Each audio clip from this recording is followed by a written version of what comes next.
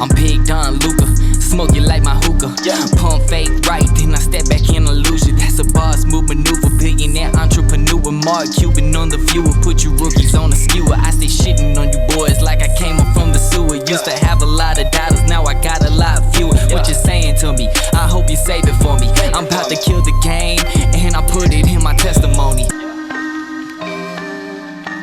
Hi, welcome to the Mainstream Mavs podcast. This is your host, Will. I'm joined here with my co-host, JB. What is up, guys and gals?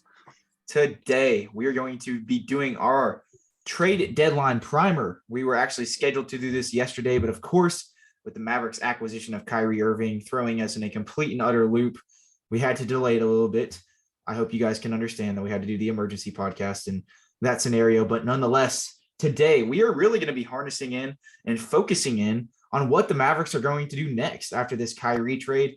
There's still, as far as local media is concerned, as far as national media is concerned, there's an overarching sentiment that the Mavericks are not done. Now, we've heard that sentiment one too many times, and it ends up failing us completely, and they do end up being done. But, you know, we're going to proceed cautiously optimistic because theoretically, it does make sense for them not to be done. And there's a lot of different moves this team can still make.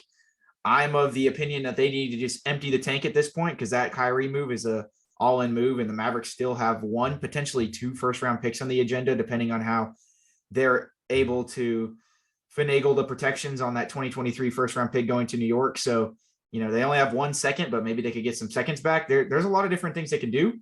Christian Wood, per Shams Charania of The Athletic, was offered a contract extension. We think that he's probably alluding to the 2 for $36 deal that the Mavericks had proposed about a month ago. We don't know if this has been a new contract extension or anything of the sort, but nonetheless, nothing has come into fruition yet. So the Mavericks appear to be actively shopping Christian Wood amidst him not accepting this contract extension yet. And if that's the case, we're going to be hashing out the Christian Wood fake trades, the Reggie Bullock fake trades, the Dwight Powell fake trades.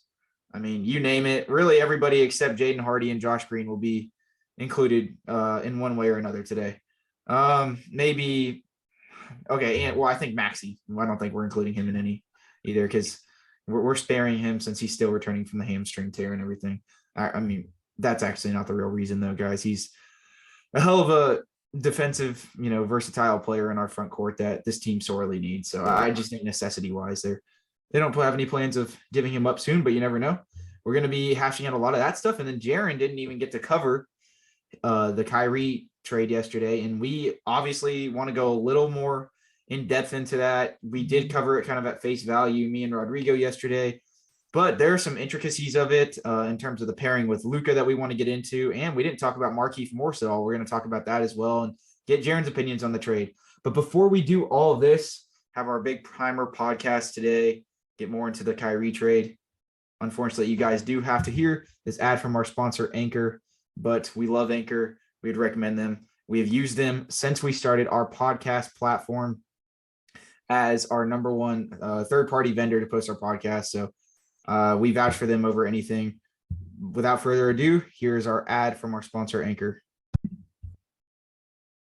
All right, so getting into it here today, guys. We didn't actually even get to check Mr. Jaren Boslow's reaction to the Kyrie Irving trade. He unfortunately was not able to attend last night's pod as it was me and Rodrigo for those of you guys that listen. So I'm not going to dive too heavily into it, but Jaren, go ahead and speak to exactly what were you doing when the Kyrie news broke and just your immediate reaction, sad, happy, mad, compelled, invigorated with an indescribable spirit. What exactly was going on in your head when everything happened? Yeah, first thought was, Kyrie Irving. Instantly, this became, I think, the most star-studded acquired guy in the middle of the season or just in general via trade or signing. He's the most 1A star with like history, I would say. But if you can go get a 1A star for this sort of package, I think you do it any day. Not saying this is the best package in the world, sending Dorian and Spencer, of course, and that first round pick. But even still, I think that was, all you can really ask for.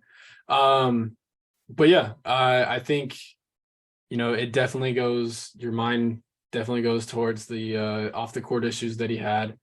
I know you want to talk about this a little bit just because you didn't get to hash it out. But yeah, instantly goes to off the court issues, of course, that happened earlier this season and just in seasons prior, just sort of forcing his way out of every city he's been in. But at this point, I think if you're a Mavericks fan, you pretty much go into this season full force.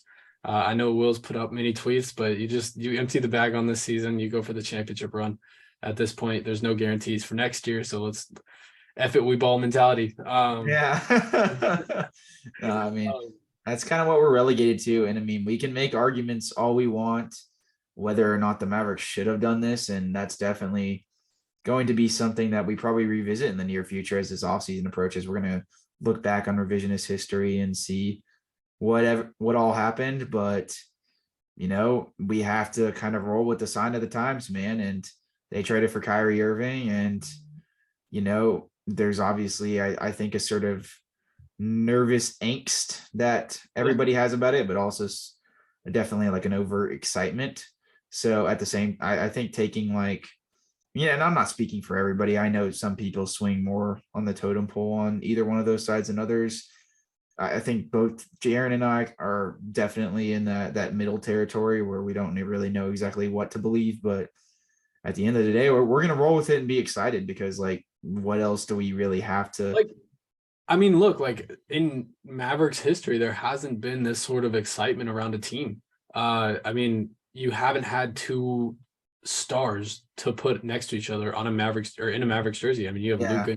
Like you alluded to the 1A thing.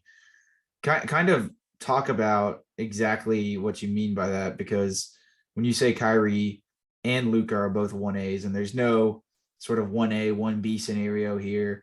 There's this guy, it's like there's no distinguish, yes, they are indeed, probably Luka's better than him, but if the Mavericks would have went out and got Zach LaVine, for instance, he would have been a 1B, very 1B, quick. yeah. Right. Speak exactly what you mean by the 1A. Yeah. That's a guy, to me, 1A star means, can they lead their own franchise? I think Kyrie can lead their own franchise or his own franchise. He can be the best player on a championship team. Yeah, exactly. On the right roster if he actually plays. Yes. Exactly. That's what my sort of 1A definition is. Mm-hmm. Kyrie, I'm actually not sure what all decade or what he was. I'm sure he's an all decade second team or something in the 2010s, but that's a guy that, is an all decade type player. And you pair him up to an all decade type player in Luka Doncic. This is a possible, now, again, everything has to go right here. That's a possible 2 out of 5 players on an all decade squad, whether it be first or second team, however you want to judge it. But those are two, amazing players, amazing talents. Luka, we already know what he can do. Kyrie, is a magician with the ball. Offensively, there's going to be no match. This is the best backcourt in basketball, maybe history, speaking backcourt. But yeah, I think we'll see what they can do. They start Wednesday night. But yeah, my initial reaction was, I was definitely look, you have to be happy because it's Kyrie Irving. We've never seen the Mavericks involved in that sort of trade. And so just to have the Mavericks name was alarming and exciting all at the same time. But yeah, at this point, you have to go unload the assets that you have that you can trade. You have to go grab guys that you can pair with a championship roster. And at this point, I think this Mavericks team went from debatably a playoff team to that sort of play-in tournament echelon. They were on that line, and automatically, the other thing is the West is really weak this year. If you're going to make a trade this year for a 1A star, you do it now if you're the Mavericks, and that's exactly what they did. Yeah. I applaud Nico and I applaud J-Kid for going to make that move this year. Yeah, because personally, I don't know if I would have been comfortable with that package. If we're, I can, but just from the standpoint that nothing's guaranteed and you don't know exactly what if I had a roadmap that detailed all the moves that were going to happen afterwards, then, that would be different. But it takes balls as a GM to go out and do something like that. Exactly. And then you'll have confidence in yourself to make these moves going forward. I do want to speak on the fact that that we obviously talked about in the intro about if the Mavericks are going to make a move, if they're not, how they do have a track record of not making a move when they say they're not done and all this sort of stuff. I think that in this scenario specifically, that if the Mavericks don't make a move for whatever reason and they just and like talks come to a stalemate or something like that, or they want to test out Kyrie if they're doing some like weird like litmus test to see how the last 28 games of or 27, I guess at this point, games of the season go, and then see how good this roster is before trying to retool around the playoffs. I think if they're doing that at that point, like, then if they don't make a move, then I think at that point, then their ceiling for the rest of the year is, do they elevate, or do they kind of just sort of tread water around where they're actually at? Maybe, move up a seed or two. Where would you project them if the Mavericks were to not shockingly do nothing? I think, yeah, as you say, the Mavericks, they need to do things and they don't do things. They needed a second star. They went and got a second star. This front office has made moves, and we've clearly seen that as of Sunday. And so, but to your point, if they don't go and get more weapons, I guess, across the board, I still view this team as a 3 seed. I am really high on Sacramento this year. I think that they are legit, but I think automatically this team elevates into that 3 seed spot. I don't think they're quite competing with Memphis. I don't think they're quite competing with Denver, but I think you push Memphis and I think you beat out Sacramento. Now, given playoffs, you look across the board, how many guys do you trust playing playoff minutes on that roster, or on this active roster? 6, 7, like, this isn't a deep Especially roster. Since the depth is sacrificed so much for that. Yeah, exactly. Like there isn't a whole lot of guys that you can really sacrifice minutes for now. Fast forward into the playoffs, like, you only have a 7-guy roster or 7 deep roster that at least you trust playing valuable playoff minutes. And so in that sense, I still think that's, a very top heavy team. But I think, I know we're going to get into this a little more, but there's guys you could deal around the edges to, get your depth in line, get your, the wing situation, the center position. Those are sort of the biggest questions I think that the Mavericks have, and they have 3 days to answer those now. And I would be really shocked if the Mavericks don't make a move within that deadline. I think that there's going to be a move made, but again, as you say, you expect a move and the Mavericks usually don't do it. So, yeah, I don't feel as if the Mavericks have ever had a sort of interjection to have this sort of sense of urgency to make a move. I alluded to this in some of my tweets, but they really don't even have the luxury to not make a move. They simply, just by default of what they did, they have to push their chips in my opinion. Yeah, you have to go all in. There's no guarantee for next year. Kyrie, we know his whole contract negotiation situation. That was a lot in Brooklyn, and that ended very sour. Of course, he got traded out, but even in the offseason, it was a very sour conversation to have. Who's to say that that's not going to be what is happening in Dallas come June, come July? I think you have to push your chips all in. I think you have to push for a championship now. The West is very weak. We know this, and that's why we made this Kyrie trade, I feel like.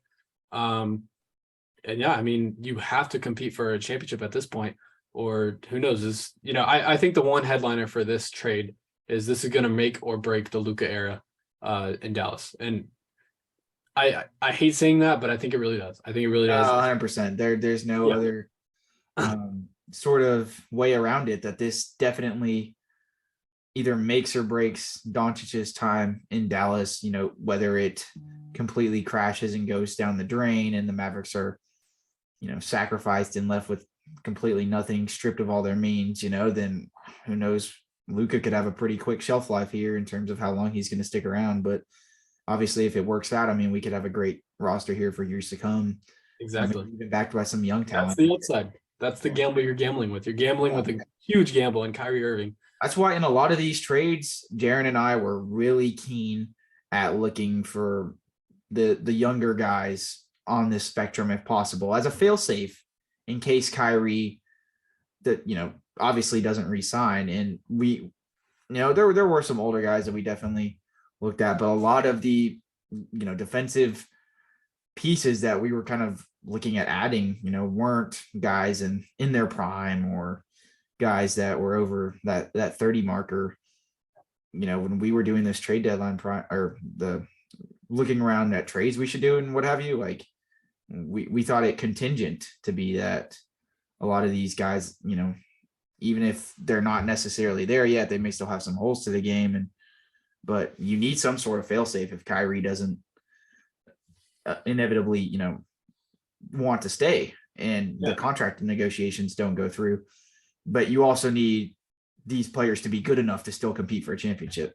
So that's the sort of hard dynamic they're working with, but they have to clutch up because of what the sort of stranglehold they put themselves in by making this Kyrie move. Right. And there's been rumblings that, especially throughout, national media and what have you, that the Mavs wouldn't do this without being optimistic that Kyrie would resign and what have you. Right. But, we alluded to the fact that, Tim McMahon also said that the Mavericks, there's no sort of formal agreement on a contract negotiation, and those discussions are going to be revisited in the offseason. So there's sort of kind of conflicting data as to what exactly is happening here behind the scenes with Kyrie and the whole contract situations. Jaren, what are your thoughts on the risk that the Mavericks are taking here? Do you think it's worth it in your opinion? Or do you think that they've basically stuck themselves in the mud with this Kyrie situation, and unless things just go completely right for the rest of the season, they're probably screwed? Yeah, I mean, look, like you don't go after Kyrie Irving without some sort of confidence that you're going to re-sign him either in the offseason or just, midseason extension. With that being said, if he doesn't re-sign, what's going to happen? I mean, like, look, the Mavericks, they traded away depth guys. They traded away, of course, Dorian and Spencer. Those are guys that are valuable, and those are guys that you trust in a playoff scenario with playoff minutes. And you go along, you trade them for Kyrie Irving, who, like we said, there's no guarantee that he resigns. I don't think at this point you can fully wash away. I guess, like, I don't think that you can fully say it's over. If Kyrie doesn't resign, I still think there's a lot of time left, or not a lot, but I think there is time left. But with that being said, I think that, you pretty much have to go full safe in this season because, like I said, there's no guarantees. You try and work a deal in the off season, and like I said, you have to have some sort of confidence if you're going to go after a trade for Kyrie that you're going to re-sign him for whatever figure it is. I agree. Look. Okay, laying it out. Kyrie knows that he's in this situation with the Mavericks where the Mavericks have to re-sign him. They're going to have to give him whatever money he asks for. Yeah. If it's obviously there was a lot of hesitancy when I saw the figure that Kyrie and his camp were tossing around at that 198 for 4 figure, that basically stretches out throughout the outskirts of his prime. And I mean, almost to, where he's going to be 34 at the tail end of that contract. But, upon further analyzation, I really thought about it, and it's like, they can't afford to lose him for nothing. No, they can't. They have to offer him that. They have unless things just go so drastically wrong off the court that it's not worth it, of course. And that's why I think Kyrie will be a model citizen for at least the remainder of the season. I think that he will legit. I think that he will be an amazing basketball player for, like I said, at least the remainder of the season. And that way he puts the Mavericks in a stranglehold to give him that contract. And he is very smart in doing so because the Mavericks can't afford differently. They have to. I mean, that's what the situation they let themselves into. I think they knew they were getting in this. At least if you're a smart organization, you're getting yourself into that. That's debatable. Yeah, I was like, that is debatable. But yeah, there's a lot of headliners. There's a lot of things that could go bad, but the ups can be very, very, very high for this team. I think that if everything is pushed right this season, I think that they can possibly win. For years to come, for that matter. I mean, this is potentially the most volatile move in the last honestly, in the last 2-3 years of the NBA. This is one of the more volatile moves any team has made. Yeah, This is the domino effects of what happens here, range from multiple championships to Luka leaving in a year. So there's not a whole lot in between. There's not. There's not. So I think that's a good segue into the off the court issues with Kyrie, Jaren. What are your opinions on, I guess first, before we get into some of the actual issues in terms of some of the things that he said, some of the more outlandish things that are discriminatory or very just weird or unfair, things of that nature. Okay, let's go ahead and get into just some of the off-court stuff relating to things on the court, some of the things that he's done in regards to calling out. I mean, you could make a whole list, I can make a whole Microsoft document trying to list everything. So I'm not going to go into specific scenarios for the most part, but he's had obviously a lot of times where he's called out, fellow teammates, his coach, front office members. He has forced his way out of a few different scenarios. Obviously, we don't know what's going on behind the scenes for the most part. Just from that perspective, taking away some of the other aspects of himself and all that, what do you think? Does that make you comfortable going forward in terms of how he is going to proceed with the Mavericks? I mean, it at the very least, at least his most recent trade request seems to have stemmed from a contract disagreement, which is understandable. But, particularly his departure in Boston and both Cleveland were more just a change of scenery type thing and a lot more hard to justify. So do you have, what are your fears going into this, having had that track record with Kyrie? Yeah. Okay. Let me clarify a few things. He has a very good relationship with Nico Harrison going back to the Nike days, whenever, of course, Kyrie had his shoe deal and, I forget what he was. He was a president of operations for Nike or whatever. Yes, president of basketball operations or whatever. Yeah, that's it. Yeah. And in fact, he enjoys or some sort of connection with Jason Kidd, dating back to basketball and sort of coaching and everything. So I think the Mavericks, for the most part, at least this season, are safe in terms of basketball. I think that all they have to worry about is on the court, his play. But moving forward, we've seen this sort of trilude in the past where Mark Cuban can sort of butt his heads into things. And that's what you have to worry about is, when does the front office take too much on their hands? And, when do you give Kyrie a break? Do you give him a day off? Do you, how do you work around that? He's a guy that doesn't necessarily play 65, 60 games in a season.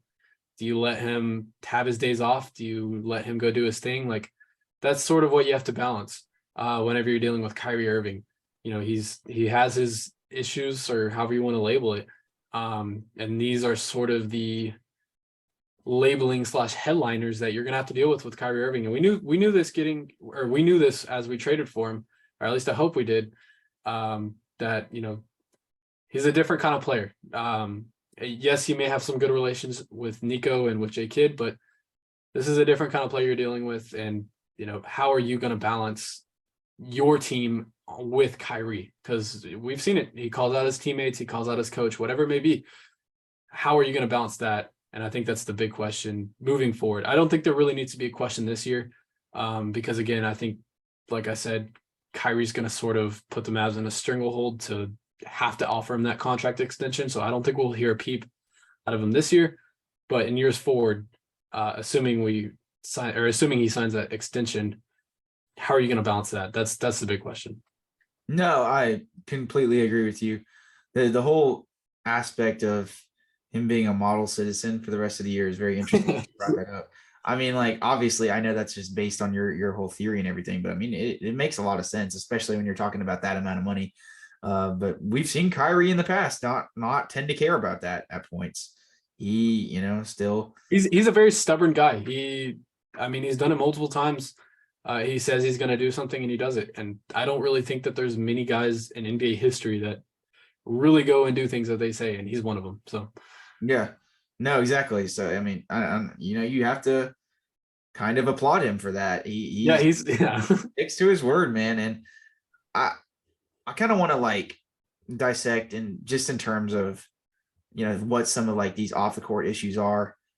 I'm not saying that the Mavericks have the wherewithal to be able to remediate these situations, but we do have to kind of like look at the optics of it all, right? It does seem that if he's in a place of where he has a peace of mind, I mean, this isn't some sort of Dennis Rodman scenario where he just has to go to Las Vegas for a week and go miss games to go bang strippers and things of that nature.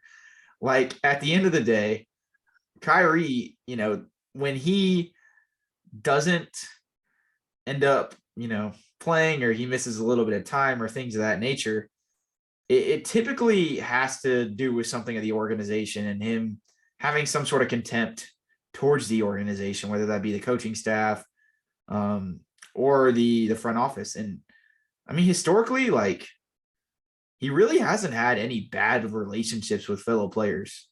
He obviously wanted his own role to go to Boston with all that, but it's not like he like hated LeBron or anything. So that much, I mean, I don't really have like chemistry issue questions. I think he can get along well with guys.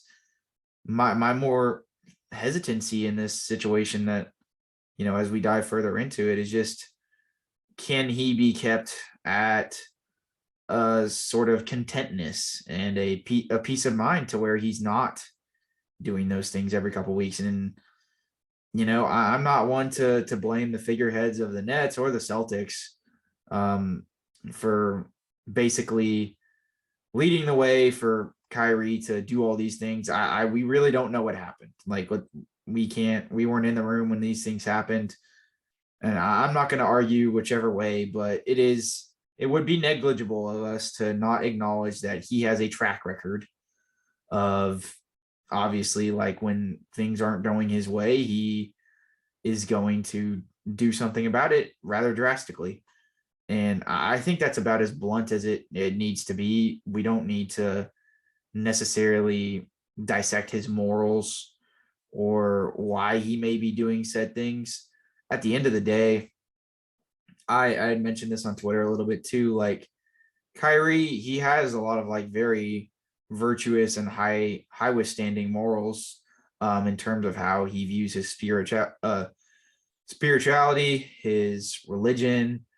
He's a very big like mental health advocate, which I think a lot of people can appreciate. And he does like have some, big motivational things.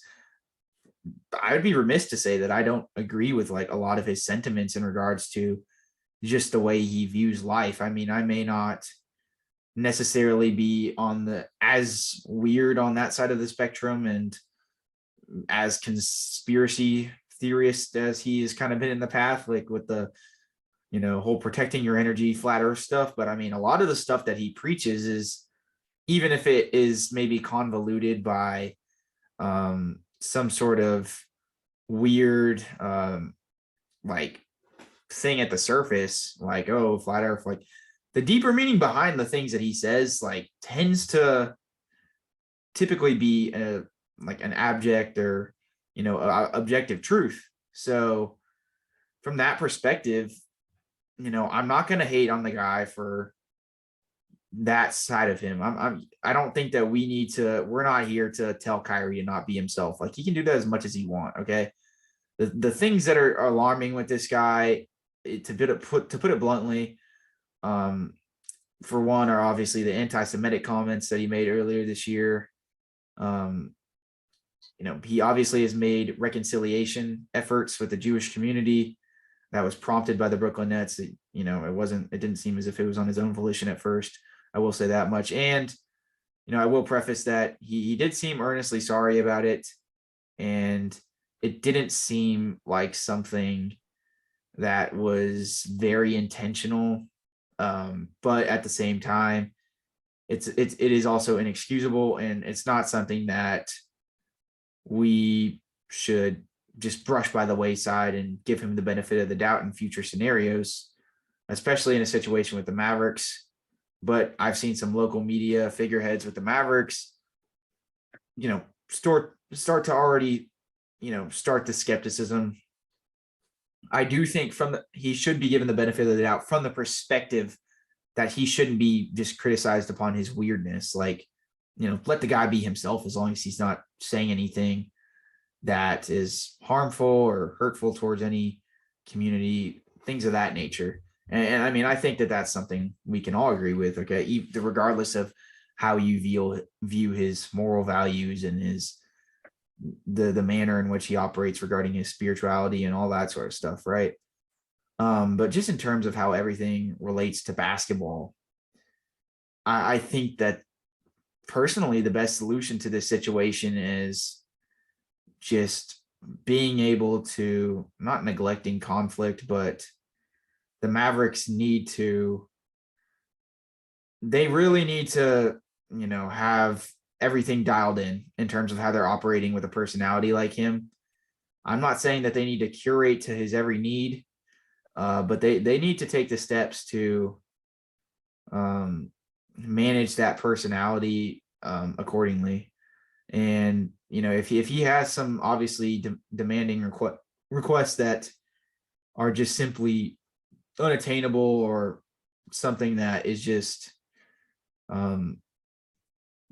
too outlandish, like obviously that's not the Mavericks' place to consolidate and try to fit the need there. But at the same time, if there are scenarios where that they can have some sort of workaround or they can try to work together to come to a solution, because there is a sort of a picture painted of Kyrie because some of the things he said, but at the end of the day, this is a guy who we also have to realize is very vocal, within the in terms of his social issues and trying to tend to those matters. He's very outgoing about how he wants to fix things in that realm. So at the same time, I mean, I think that the Mavericks, and Kyrie aside, the Mavericks need to be able to, really make ends meet on that side of things as well, even if he's not, even if it's even if Kyrie was never traded here, especially with their track record as an organization, some of the malpractice that has gone on within their workplace, that, I mean, they need to be even more so contingent upon some of those things. But, it's a weird sort of domino effect on how they're going to manage this whole situation. I think they just need to do everything that they can, but things that Kyrie's asking outside of them, if he ends up wanting to go on strike for a particular matter, you have, as long as it's reasonable, you have to respect it at the end of the day. But then if, he says something that's offensive towards a particular group, I don't expect the Mavericks to just back him and appease him at his every need. And, you have a very interesting personality in Mark Cuban as the owner of the team here too. So that's going to be that scares me in terms of how that's going to get managed. But I think the Mavericks it's not going to be easy, but I think the key to Kyrie missing less games and really only missing games for injury management and things of that nature is appeasing him, where, in terms of issues that you guys can that the Mavericks, for that matter, can work together with him on, but then also having the stability to, admit his wrongdoings or something that he says that just, simply the organization can't agree with. Let him say his conspiracy theorist stuff. Like, who cares if Kyrie thinks the earth is flat? Nobody cares, right? But where it gets, actually serious is when he starts, saying some of the aforementioned things. And you can debate all you want whether he deserves to be in the NBA because of some of the stuff he said. That's up to you. I think we all have our own opinions on it. I am one to give credence to the fact that there should be second chances. And I do think that he took the appropriate steps to deserve a second chance, especially since it wasn't like he had said something like that before. But, at the same time, things tend to get misconstrued, and we just need to operate with caution as we go forward. Would be my summation of it. I know that was a little bit of a longer rant. And admittedly, I haven't looked into exactly the ramifications of what happened with the whole Jewish thing. I don't think he actually said it specifically, if I remember correctly. I'm not even sure if he quoted the documentary, but he had some sort of thing that he had with like He this reposted the documentary as like his Instagram story. It was something like that. So it was basically, he was paraphrasing or saying it through a third party, but same thing to an extent. And it's a sticky situation to operate under, but I'm one technically, me personally, I'm one to believe in second chances, and everything I basically just said in that whole segment regarding them having to come to some sort of equilibrium to, keep him content and happy, but also not sacrificing the organization's values and, proper moral values, I think is the hard spectrum and hard line that they're going to have to be able to sharpen. What are your thoughts, Jaren? Yeah, I mean, I think everything you said is very true. They're going to have to find ways to keep their morals and also find ways to appease to Kyrie. I'm not saying he's going to go out there and, do the things he said or anything like that. Like, I mean, we could be in a different situation, of course, but I think he's learned. I mean, of course, he made, very harsh remarks, but I think he's learned. And I think the organization's going to have to find ways to deal with that sort of thing if it ever does sort of construe itself again. But yeah, no, 100%. I definitely second a lot of the things that you said there, and in regards to my response about the whole Kyrie off the court issues. But I do think that we've talked about it ad nauseum now. It was something that is obviously an uncomfortable conversation to be had, but it was necessary, especially with him coming to the Mavericks. And I'm glad that we were able to hash out our opinions in that manner, in that sort of fashion. Next, let's go ahead and segue to the on-court fit.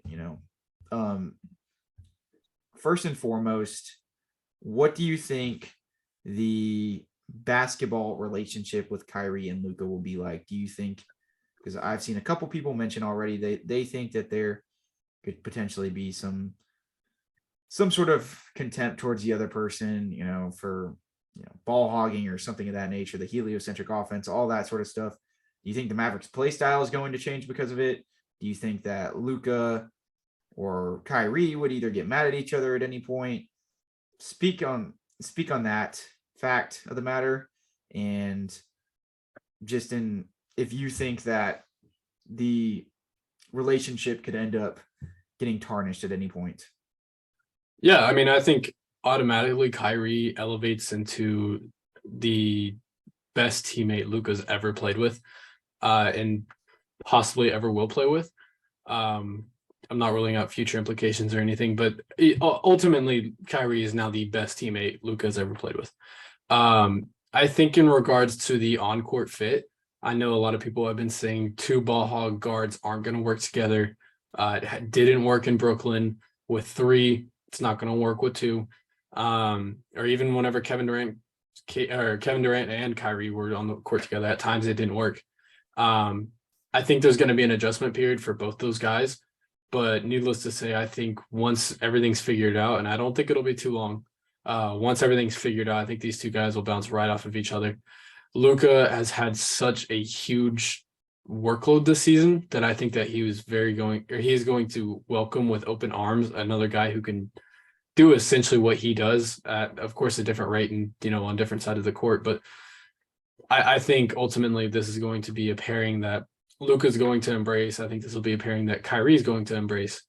I mean, Luka is a once in generation type of talent, and same goes for Kyrie in terms of just point guard styles. But I think, in terms of the Mavericks now, does their sort of play style change? I think it has to. You elevate two guards now. I think sort of the rotation might stay the same. I think you can give Luka a little bit more rest, of course. But I think, Luka's going to stay on the whole entire first quarter while Kyrie might exit off, 4 minutes or with 4 minutes remaining, just to sort of elevate these non-Luka minutes. Or not elevate, but get the most out of these non-Luka minutes. I think Kyrie will be on the floor for those. But I think generally, you change the play style. I'm not sure how that's going to look. Again, those are two guys that can score inside. Those are two guys that can score pretty much ad nauseum wherever they want to.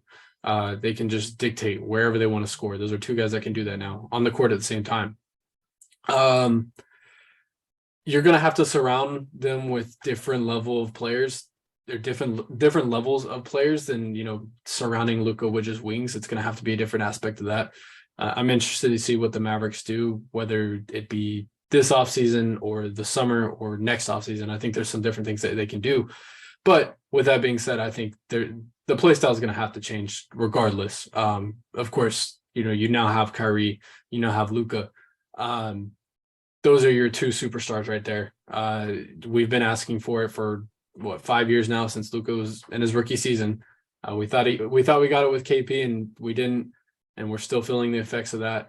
But hopefully we don't mess this one up. And I think regardless, I think the play style is going to have to change. And yeah, I think the on-court fit will be. I think it'll be pretty seamless. They might have their ups and downs here and there, but I think it'll be pretty easy once we see them get comfortable, I would say. Yeah, I mean, I think the sort of on-court implications, like you're going to have 2 point of attack ball handlers at all times. There's no sort of Dinwiddie, not that he was a bailout, but he was more along the lines of, if the possession started to stagnate or something of that nature, or Luka was getting doubled, he was looked more as an option in that sense. I mean, even Brunson is not on the level of Kyrie to where he can create a shot at a moment's notice, in the same manner that Luka can. And I do think that that's, indescribably valuable to this team. And I think that Kyrie's inclusion in this offense is going to be that relieves great pressure of Luka. I mean, you now have another guy that is going to face double teams. I mean, you can use Luka off ball a little bit. This opens up a lot of different things the Mavericks can do. I think especially, in those minutes that they're working together, I think it would be negligible to still opt for that heliocentric play style with Kyrie looked out more, as in Spencer's role where, I mean, yes, he's still a quote unquote secondary ball handler that relieves the pressure off Luka, when he's taking a possession off, or, when Luka gets doubled and Spencer's asked to make a play one-on-one with a guy. I mean, these are two primary ball handlers, rather, would be a better way to put it. This isn't one primary and one secondary ball handler. These are, and the Mavericks, yes, they may need a third ball handler at this point. We'll get into that later in our trade segment, but these are two primary ball handlers, and I expect the Mavericks to opt accordingly with that. And that means, some of them, admittedly, between Kyrie and Luka, they'll have to, both of them will have to work off ball a little bit to complement each other. But at the same time, what the Mavericks can do in this, I mean, you have the ability to maybe run split action with Luka in the post. I mean, there's a lot of different offensive actions that they can dive into that they simply just never had the wherewithal or ability to do before. And that's very exciting. Like you said, Jaren, like we have no way of predicting exactly what they're going to do, but we have an idea of some of the things that could be on the horizon here. And I mean, I think it's very exciting. There could be some rough patches at the start, and it may, definitely be kind of hard to see how they coincide at the very beginning, just like with any, formation of, two guys coming together, like a big three. Even like the Miami Heat big three had its bouts just in terms of everybody being able to get theirs at the start. But I think that this is definitely a sort of micronized version of, we've seen crazier NBA pairings. Kyrie's been a part of crazier NBA pairings where, the splitation of scoring was a lot more Mavs to feed. I mean, Harden, you have Durant and Kyrie, like that was a crazy situation, even though we all obviously saw very limited games out of that squad. It's not like the Mavericks really have an insane amount of offensive creation outside of Luka and Kyrie. They're going to be looked at to do a bulk of everything. I mean, honestly, I think to their benefit to an extent. And there may be some rough patches at the beginning, but I think the on-court fit will gel seamlessly once they get going.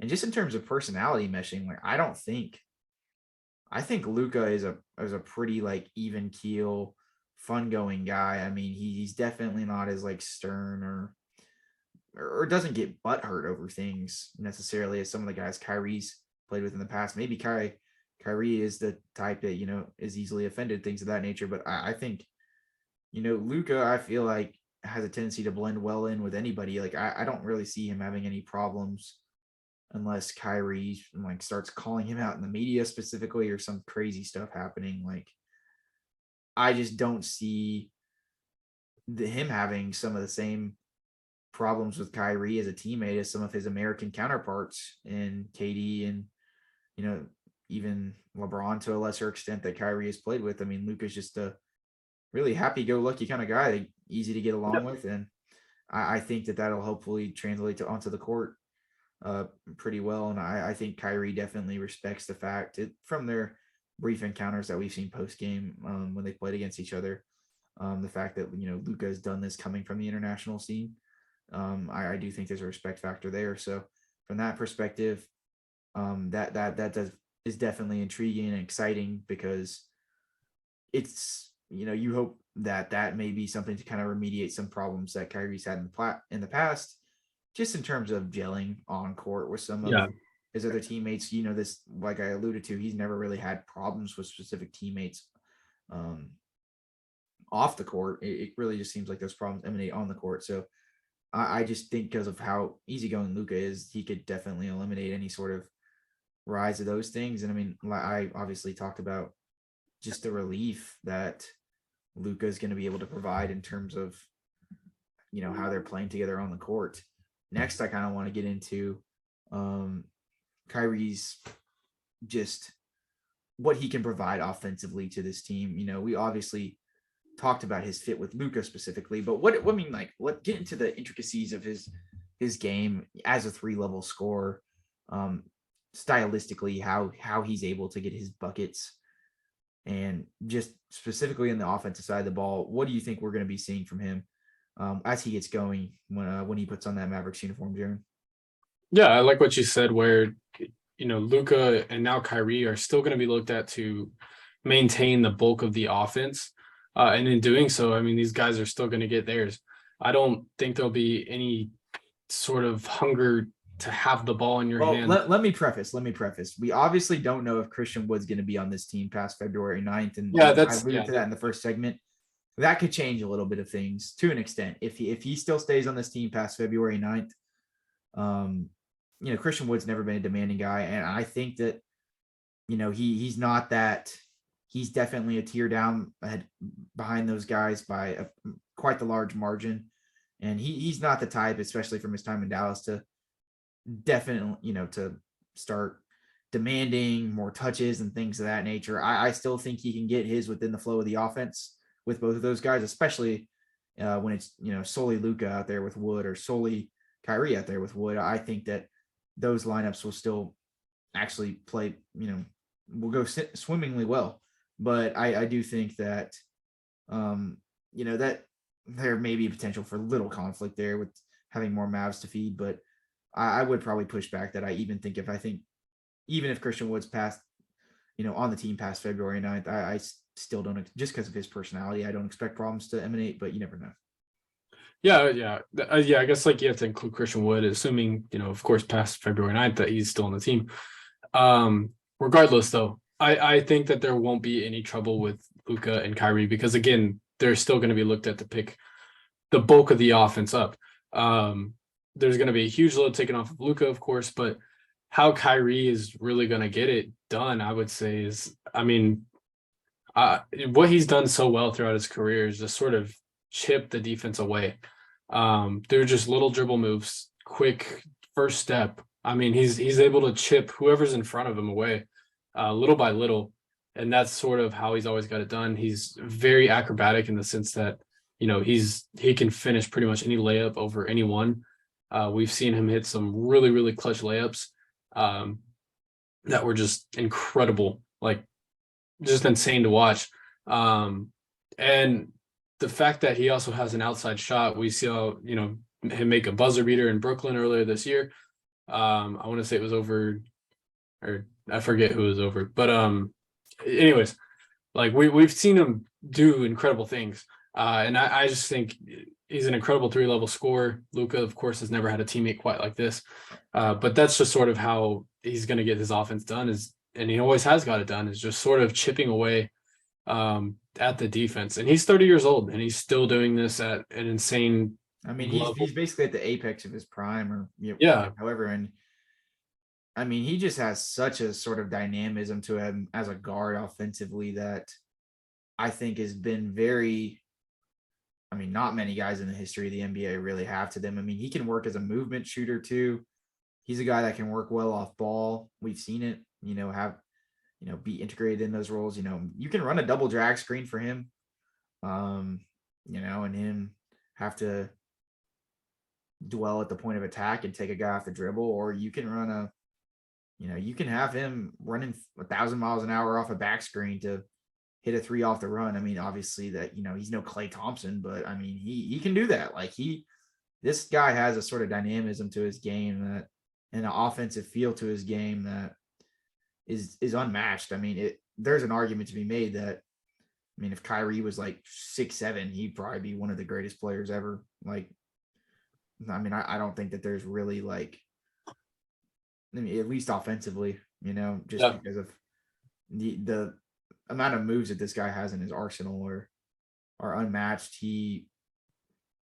And specifically, like, it's going to be really difficult to try and trap when both of them are on the court at the same time, especially if you're using one, because now you can use one of them as an outlet in a 4-on-3 scenario, and both of them are, obviously Luka more so than Kyrie, but both of them are willing and very capable passers in any scenario, great playmakers. I mean, Kyrie's playmaking has evolved exponentially since his time in Cleveland. That's really been something that he's been able to develop steadily over these last few years. And I mean, just that in itself, like, very decisive individuals with the ball in their hands, and that's going to be scary when other teams try to trap them. I think that it's going to be very similar to how teams defended the Westbrook and Harden, or the Westbrook and Durant Thunder back in the day, where you kind of just pick somebody, and especially at the Mavericks, have the proper shooting around those guys. A lot of teams are going to be trying to pinpoint mismatches and basically doubling Luka and Kyrie at the point of attack and being like, okay, let's see what Reggie Bullock's got. Let's see if his 3-point shot's on tonight. There's going to be a lot of that once things really get going. But I mean, the offensive fit is unmatched and undeniably really well, so long as these guys are on the court together. What do you think? We'll just a tiny segment in regards to what you think about Kyrie's defense, because I see a lot of people already viewing him as like a net negative, but throughout his career, I mean, he's very savvy in terms of his defensive intangibles. He's kind of sneaky, quick, and athletic. He's always been good at getting steals. I would definitely push back that he's not some sort of gaudy off-ball defender by any means. He's not just clamping everybody up every which way. But I mean, he's pretty savvy off ball. He's tends to be locked in on that side of things. He's not some sort of liability. I mean, I think I would definitely tier him off in at least that average to, on a given night, potentially good defender, just depending on the night. He averages a block and a steal the game this year. I mean, speaking to, some of those intangibles, being able to block guards in space, things of that nature. Do you think that how paramount is that to not, have a defensive liability as the 1A, since the Mavericks ended up, deferring to getting a guard next to Luka in this instance. Like, you would probably take Kyrie's defense over like Jalen Brunson's, even, for instance, even though we're acknowledging that Kyrie isn't like a DeJounte Murray next to Luka or a SGA next to Luka defensively. Yeah, I think, this is clear. Kyrie's an upgrade from Spencer, offensively and defensively, of course, but more so on the defensive side of things. I think, people look at Spencer as a, just complete negative on defense. And I don't think Kyrie is that. You said we'd see nights where Spencer would we would see nights for sure. Yeah, where he'd be a good off-ball defender, but more often than not, his on-ball defense. And in those times where his offense ended up, getting in a dry spell, he would get a lot more lackadaisical on his rotations and just his general off-ball awareness. So, I mean, we're just not going to see that out of, I guess, number 2, as he puts on a Mavs uniform, because that's the number he was denoted, or that he's choosing. He's going back to number 2 with the Mavericks. Yeah, that's actually pretty cool. I'm not gonna lie. Yeah. But yeah, I think defensively we can expect a little more effort on that side of things. He's a guy who historically is actually pretty quick. He can, of course, grab a steal here and there. And that's sort of like been his trademark on defense, has been sort of like his patent of getting his hand on the ball. And that's sort of what he does. He's also engaged on that side of things. I think that's something that we can say we have become accustomed to not seeing on certain nights with certain people. And I think it's lucky to say that, he's a guy who's at least bought in on defense. He's not, a complete atrocious, basically gaping black hole on defense. He's going to put it in his work. And I think that's all that you can really ask for. That's all that Jalen Brunson did was, work. He put in his effort, and, we became a top 5 defense at that point. And I'm not saying we're going to be a top 5 defense, but if we can just work our ways into an average defense, and I think Kyrie can help us in a sense. I think he helps us more than he hurts us on defense. And that's all that you can really ask for. If you can move up into, like I said, just that mediocre range on defense, like that automatically elevates you into a way better point than you were. Heck, even a week ago. So yeah, I think some of the trades that we're going to get into are, going to be, how can the Mavericks elevate into that, good or elite territory on defense, and how can they, elevate themselves to a championship level contender team. So we'll definitely be hashing that out, once we get into that trade segment. But just from a defensive perspective, he's not a black hole. We need to dispel any sort of narrative of that there. I mean, he's also a really good rebounding guard. I mean, he's consistently throughout his career, he's always been the go-getter type. He averages, usually like in between 5 to 6 rebounds a game. I believe he's at like 5.5 this year. So that's also something that's valuable, because a lot of the times Maverick guards definitely get caught ball watching, rebounding outside of Luka. Particularly we've seen it with Spencer and Tim at times. So that'll help a little bit. I'm not saying he's some sort of cure-all to the Mavericks rebounding problems, but he can definitely provide a little stopgap measure to help out on that side of things. And I mean, I kind of wanted to just touch back to, going back on his offensive fit, just the ability to draw fouls. I mean, this guy attracts a lot of magnitude. He's the referees know him. He's not getting the whistle that Josh Green is getting. The Mavericks they're going to be able to run teams into foul trouble a lot more now. And just the gravity that Kyrie is going to attract in terms of sinking the defense in, it just allows for so much more offensively. It's really going to be,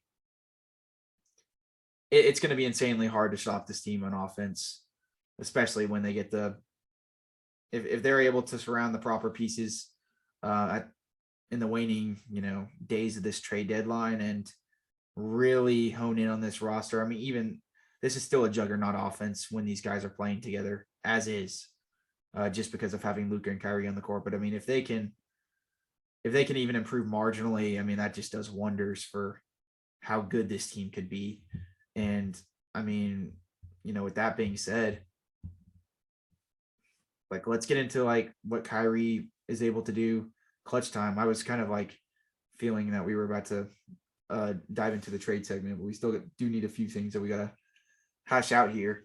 You know, I think that this is sort of an underrated aspect of all of this, that Kyrie, you know, we've seen the Mavericks have some clutch time woes this season, but Kyrie's going to be able to relieve that to an extent. He, you know, there's another guy that can go get you a basket at a moment's notice. They can't just double Luka and, you know, have to depend on the Mavericks making the right read and somebody else hitting a shot. I mean, like, no, that's not a concession another team's going to be able to make in the clutch. I mean, this guy literally hit one of the biggest shots in NBA history. So, Jaren, just speak to the possibilities in terms of how this is going to just kind of maybe remediate some of the issues that the Mavericks have been having in the last 5 minutes in terms of, you know, putting teams away, things of that nature. They've struggled with that this season, but how can Kyrie in that championship experience and things of that nature work to kind of mend the situation here?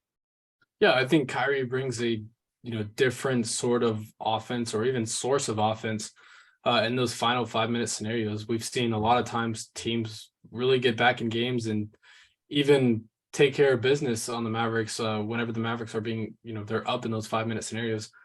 I think having Kyrie in the game along with Luka is going to not only elevate this team into a different offensive level, but even in the clutch time, I think that this brings two different levels of clutch players on the court together. I mean, I instantly think of Washington Wizards game where seemingly every single time the ball was inbounded, it was forced into Luka's hands and zero was brought out of that. And this is now automatically a guy that you can defer to when in that scenario. And I hate to say this, but Jason Kidd is going to have to draw up a different inbounding play when in the final 3 seconds. I mean, Jason Kidd's also going to not every single clutch possession, unless, there's just no time left. Like, especially I was more so alluding to even just like the last 5 minutes of the game, like let them trade off. Like, so either one of them has enough energy to really go get it at any time, because a lot of this, this is just from a stamina perspective. We haven't even touched on how that Luka is going to be able to withstand a lot more as, you go farther along in games when they're playing together. He's not going to get as tired. We're going to probably see increased effort from him on the defensive end. This has a lot of ripple effects that, admittedly, we're not even going to be able to account for in one podcast. So that dynamic is going to be really interesting when we see it at play here. But just in the last, waning moments of the game, having either guy that's able to go get you a bucket, that's paramount. And it's really hard to stop once, that situation is figured out, just in terms of how the Mavericks are going to manage that in the clutch. Jason Kidd seems excited. He was vouching for Kyrie. I don't think he's going to just withhold opportunities and keep doing this heliocentric play style with Luka and just completely go the other way with what they should do. That'll be another conversation in itself if that does happen. But right now, I mean, he at least vouched for him. So I'm fairly confident that he's going to take the challenge of figuring out the personality and the basketball player that is Kyrie, and seeing how we can get the most efficient output of him and seeing how he can play the most games. I mean, this may sound kind of contradictory to what some of the stuff we said in the past, but I don't necessarily hate Jason Kidd as Kyrie Irving's head coach. I do think that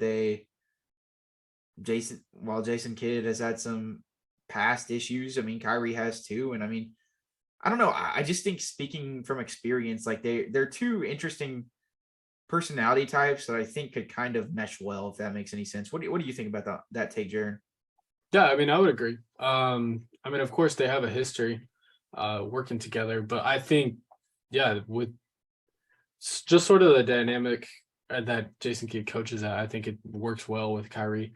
I mean, Kyrie is a guy that wants to be coached. He's not like Jason Kidd's not a stubborn, or I mean, I take that back. He's had tendencies to kind of be a stubborn coach, but he's always tended to the star players really well. We've seen that as stops in Milwaukee with Chris Middleton and Giannis, and obviously here in Dallas. And, being a point guard of that also comes from African American descent. I think that that's something that definitely matters a lot for Kyrie, and is really personal to him.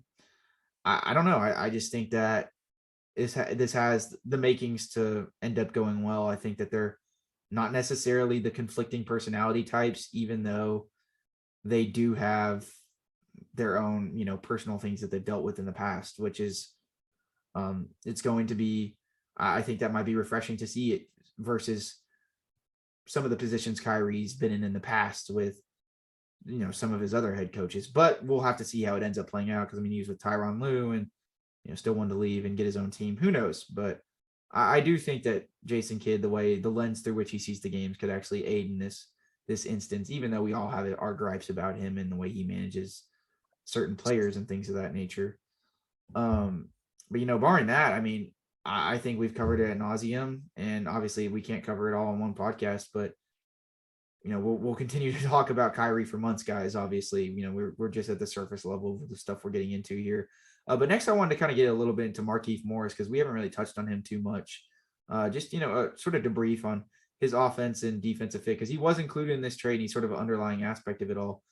Jaren, what do you think of what Markieff Morris can offer to the Mavericks offensively? Yeah, Markieff Morris, we needed another wing, especially after sending Dorian. So getting Markieff Morris is almost kind of a prize in a sense, because I would call it more like it was not like the first.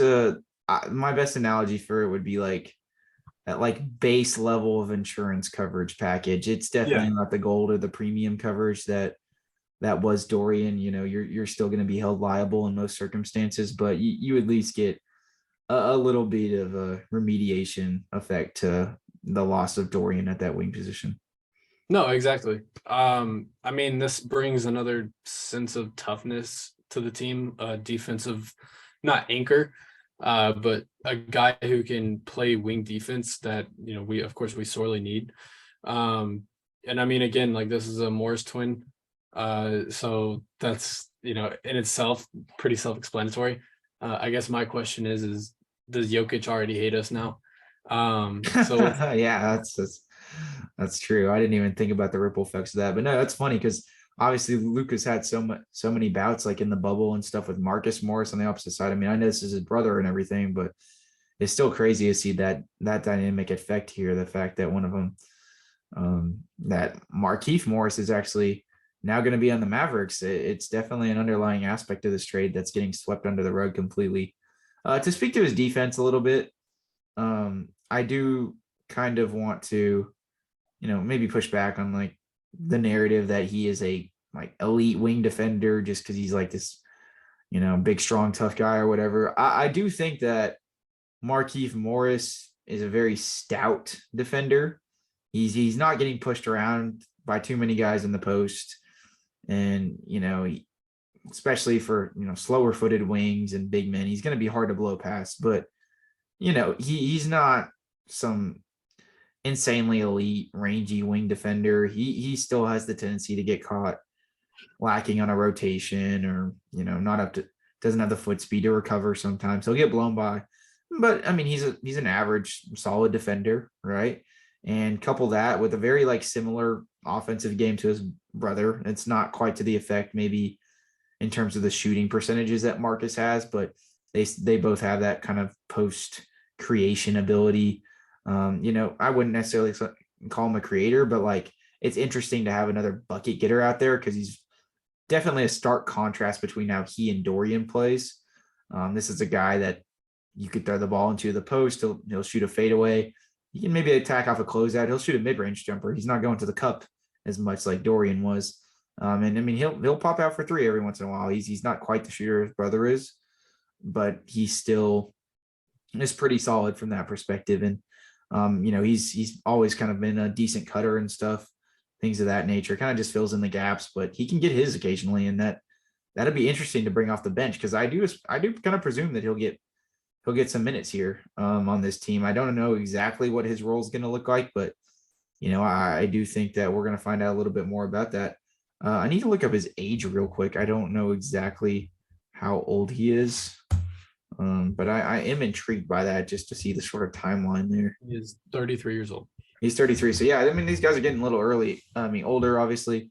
He has not really played too much in his last few games for the Nets, but not to mention also, he's a fairly decent rebounder too throughout his career, at least. Like he averages about 5 boards a game. So, he has a lot of mass to be able to throw inside in there as well. And I don't know. I'm excited for his addition to the team, even if he's just very complimentary, even if he's like the 9th or 10th man and he's not necessarily playing every night. I'm not saying he will. I think, some nights his toughness may be more valued than others. And I don't know really exactly how the rotation is going to pan out for him, but I am happy that, especially since they conceded Dorian, they at least got something back on that perspective, especially if they don't do anything else, which I don't think Markieff Morris just basically cures our current wing depth defensive situation by any stretch of the imagination, or just basically makes the situation any less dire for the Mavericks to go out and go get a wing at the trade deadline and go get or a rim protector for that matter. I mean, he's not patching any holes here at any sort of large scale, but it like I said, it gives you that little like base level of insurance for Dorian leaving that, that gives you a little semi-competent guy to go to and during stretches. And I mean, I don't really have too many other thoughts on his fit here, but I'm intrigued to see him play out. And I'm intrigued to see that first instance where, an opposing player says something and he comes to Luka's defense or something like that. And it'll be funny to see the dynamic there, since his brother was obviously we had the whole shoe tying situation. I mean, there's a lot of history there. So do you have any other thoughts on him before we wrap this one up? Yeah, I mean, he's really only our competent, like mid-range only scorer, I feel like. In the sense that like really the only way he gets his offensive buckets is from the mid-range. But outside of that, I'm intrigued, like you said, to see some of the sort of scenarios where someone's getting in Luka's head, or not even getting Luka's head, but getting in Luka's face. I'm excited to see how that reaction goes over. Yeah, I mean, we haven't had like the enforcer type since James Johnson on this team. And even so, James Johnson like very seldom saw the court. So that was kind of hard to, in terms of how he didn't really have the wherewithal to really help Luka out. I mean, I think Markieff at least is going to get some show time now and then, especially with Luka. So I don't think that it's just going to be a scenario where he's only on the bench in these instances. I think he'll at least play a little bit. So that'll be a really interesting to see.